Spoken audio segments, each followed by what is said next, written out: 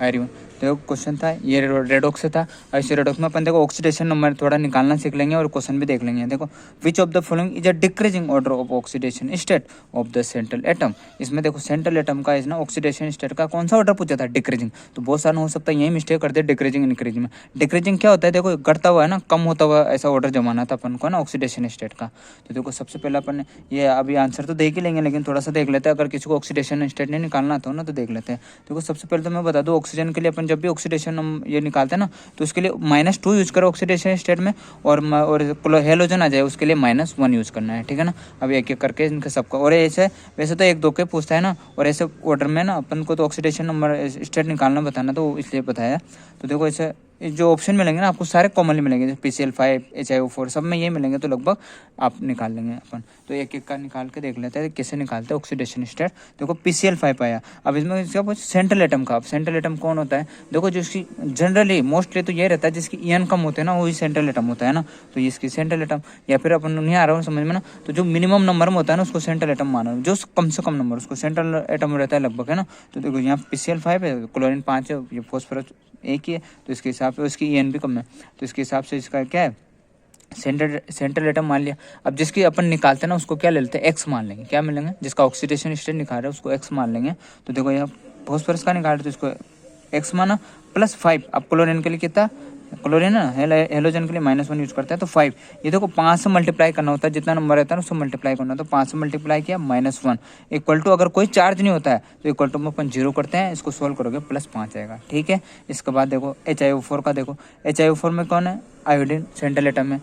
Hydrogen नहीं हो सकता सेंट्रल एटम, हो तो एक ही बॉन्ड बना सकता है ना मिनिमम नंबर में, पर हाइड्रोजन नहीं हो सकता, एक ही बॉन्ड बना सकता है, तो यहाँ आयोडीन वो सब पता लग जाता है धीरे धीरे, अपन जो प्रैक्टिस करते हैं ना सेंट्रल एटम को पता लगने लग जाता है। तो आयो है, तो यहाँ है निकालेंगे, अब जिसके निकालेंगे उसकी एक्स लिखेंगे। तो हाइड्रोजन के लिए +1 होती है, कितनी +1 प्लस एक्स, इसकी निकाल है आयोडीन की +4। अब ऑक्सीजन कितने 4 है, तो 4 से मल्टीप्लाई करेंगे किसकी, और इसकी ऑक्सीडेशन स्टेट क्या यूज करेंगे -2 इक्वल टू 0, कोई चार्ज नहीं है, इसको सोल्व करेंगे आएंगे +7, है ना। बाकी का भी एक एक करके देखते देखो। अब उसके बाद आया साहब Cr2O7 -2 चार्ज आ गया। देखो अब इसमें ये सेंट्रल एटम क्रोमियम में होगा। अब देखो क्रोमियम के भी जितने ना उतने लिख लो है ना, तो 2 है, तो 2x + 7, और ऑक्सीजन के लिए कितना यूज करते हैं -2 इक्वल टू, वहाँ अपन 0 लिख रहे थे क्योंकि कोई चार्ज नहीं था, यहाँ -2 चार्ज है, तो इक्वल टू -2 चार्ज। एक्स की वैल्यू फाइंड करोगे, आज से आ जाएगी +6, ठीक है ना। इसको सोल्व करोगे +6 आ जाएगी आपको, है ना।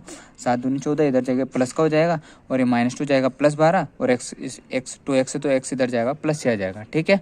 इसके बाद एक और एग्जाम्पल का था CO2, है ना। CO2 में सेंट्रल एटम कौन हो जाएगा, कार्बन। अब जिसकी निकालता है उसको क्या लेते हैं, एक्स प्लस ऑक्सीजन कितने है 2, और इसके लिए -2 यूज करते हैं इक्वल टू 0, कोई चार्ज नहीं है, ठीक है। तो एक्स की वैल्यू हो जाएगी +4।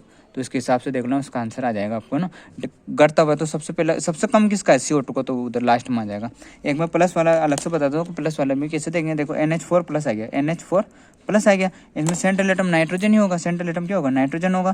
तो इसका जिसका निकालते हैं उसको एक्स लिखते हैं, एक्स लिखा, प्लस हाइड्रोजन के लिए कितना होता है 4 हाइड्रोजन है, इसके लिए कितना होता है +1 इक्वल टू +1। चार्ज में क्या +1, जितना चार्ज है उतना लिखना है ना, तो +1 है। इसको सोल्व करोगे आप, ये इधर जाएगा माइनस में हो जाएगा -4, और +1 जाएगा तो -3, इसका आंसर आ जाएगा। तो नाइट्रोजन की यहाँ कहता है -3, पर वहाँ अपन ऑप्शन में 4 ही थे, तो इसके हिसाब से अपन आंसर देख लेना कौन सा आता है। CO2 का +4 आया है, Cr2O7 का +6 आया है, उसके हिसाब से अपन ऑर्डर जमा लेता। अभी देखो, तो देखो इसमें ऑर्डर जमाने सबसे कम, तो देखो CO2 इधर है, इसमें भी है, लेकिन इस CO2 का कितना आ रहा था +4, इसका आ रहा था +5, इसका +6, इसका +7 आ रहा था, ठीक है ना। इसके हिसाब से इसका जो राइट आंसर है क्या था, 4 था।